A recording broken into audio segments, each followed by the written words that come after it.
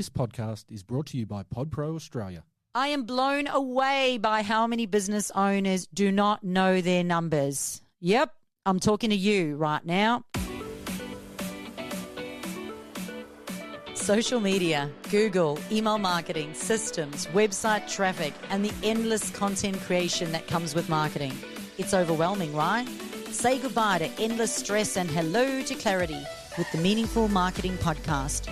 In this podcast, I will share with you fast and free practical methods to help you manage, monetize, and market your business, all infused with a healthy dose of motivation. Let's do that. Hey, this is Chantal Gerardy from the Meaningful Marketing Podcast, and today I'm going to talk to you about knowing your numbers. Knowing your numbers is going to help you improve the monetization of your marketing.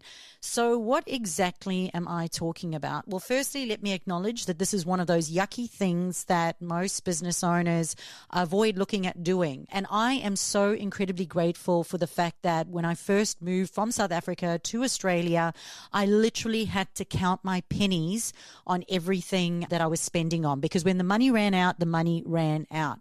I had to track my income. I had to track my expenses. And I can tell you now that those skills that I acquired by knowing my numbers has certainly paid off in scaling my business. So I've also read books like The Barefoot Investor and Profit First. And I've also worked with a money coach and continue to work with a bookkeeper and accountant so that I can continually better understand my numbers.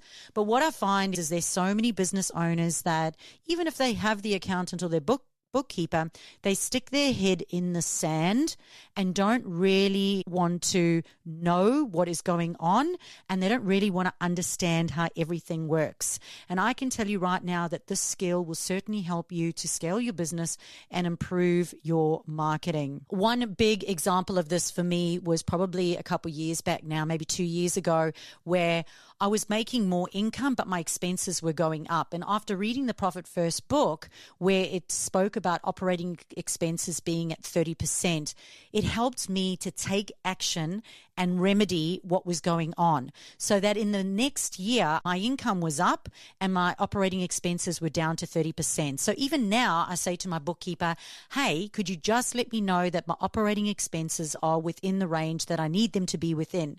And that means that I was now creating a more profitable business, and I was able to cut back on my expenses and re-look at my staff and my team, re-look at what they were doing, and make sure that I was sticking within the percentage of operating expenses so that I'd have a more profitable business. Now, had I not been aware of that, had I not taken action in that, I would say that I would not be where I am right now had I not done that. I immediately felt the financial benefits after making those decisions. So knowing my numbers was incredibly important. So I make sure that I check in with my accountants and bookkeeper all the time and understand exactly what is going on in my business, and that I am budgeting and meeting my goals. So if you do not know your numbers and you do not have a budget and you're not putting money aside, you're going to be more reactive and less proactive. So I encourage you to make sure that you do sit with your bookkeeper and accountant often. And what I love about this is it actually gives you a sense of control over your numbers. Now, another thing that people may do is overspend. So when you're not looking at your numbers, you're just spending and spending and spending. And the next minute you're going, oh my gosh, I've got no money. But really you've been overspending and not allocating or putting money aside. So number 3 is really good habits. You want to make sure that you are disciplined when it comes to spending. Just because you're making money doesn't mean you get to spend it. You need to be organized, and you need to improve the efficiency within your business.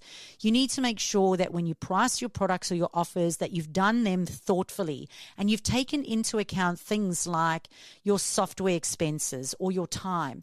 You will not believe how many clients I've sat down with who, when we go to work out their offers, they do not put in the time they spend creating those offers or delivering those offers, or they do not put in the costs associated with that. like marketing software or paying for, their website or their SEO. They don't take any of that into account. So therefore they have all these expenses, but their products haven't taken that into account. So number 4 is making sure that you pay things on the due date, because when you pay things on a due date, you get a discount. So have a look at things like your mortgage, your insurance, your electricity, and make sure that you can pay on the due date. Also, many of them now you can actually pay monthly or weekly, and they'll give you discounts for doing that. You certainly don't want things being dishonored, because then you're paying late fees, and who wants to give money away for nothing? Now, before I continue, I probably should say that you should talk to your accountant or bookkeeper or financial advisor with all of this. Everything that I'm talking about right now is stuff that I've personally dealt with myself and with my clients. So number 5 is diversifying your income stream. So looking at where your money comes from. And I think that, when COVID came, this was a big eye-opener for everyone, because many people had one source of income coming in. They were relying on that one source. And if that source dries up, so say, for example, a photographer who does, photo shoots, with COVID, suddenly they couldn't go and do photo shoots anymore. It means that you've got to constantly be exploring new revenue streams and diversify your offerings to reduce your financial vulnerability. And this seems like a weird one, but if you are just starting out, this is something that I highly recommend, and I personally did myself. I got a job so that I could have some steady income coming in. Therefore, I could focus on my business without the fear of not having money and being able to feed those kids. And number 6 is always making sure that you have an emergency fund. Your emergency fund needs to be topped up all the time. So putting an auto direct, an automated direct money transfer into your account so that money automatically goes into your emergency fund.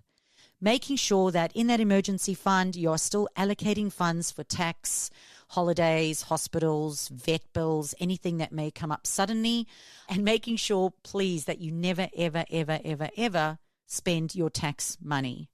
So it's absolutely important that you continue to review your finances regularly to give you a sense of control over your business and your money. Make sure that you have strategies in place where you are living within your means and you are controlling your expenses. One of the most important things to do as well is to make sure that you celebrate your small achievements. I remember the first time that I'd put money aside and I'd set this goal that in a year I was going to put money aside and buy a new car. And when I finally went and bought the Toyota Kluger that I always wanted, the 7-seat, I took the family out for dinner and we celebrated. And my daughters were like, Mom, you've just spent all this money on a car and now you're taking us all out for dinner, to a nice restaurant. And I said, yes, because it's important to celebrate the achievement of saving and then spending on something that you really wanted to buy. And I'd done that thoughtfully. It wasn't irresponsibly. So if you want to be a professional business owner and run a professional business, it is important for you to not neglect your financial literacy or understanding. It's important for you to be fully aware of your expenses and your income and making sure that you're managing them on an ongoing basis. You constantly will have to relook at your offers, relook at your pricing structure, and relook at the expenditures within your business and see how you can better do things as life and as your world changes. If you have enjoyed today's episode of the Meaningful Marketing Podcast, be sure to like, follow, subscribe, and rate. And if you have a topic suggestion, please send it through to me, and I'll be more than happy to create content on it for you. This is Chantal Gerardy from the Meaningful Marketing Podcast. Thanks for listening in. Meaningful Marketing is all about you making your marketing meaningful. If you've enjoyed today's episode, please hit that subscribe button. But subscribing means that you won't miss out on future episodes all about marketing and motivation. Stay inspired, stay focused, and make your marketing meaningful.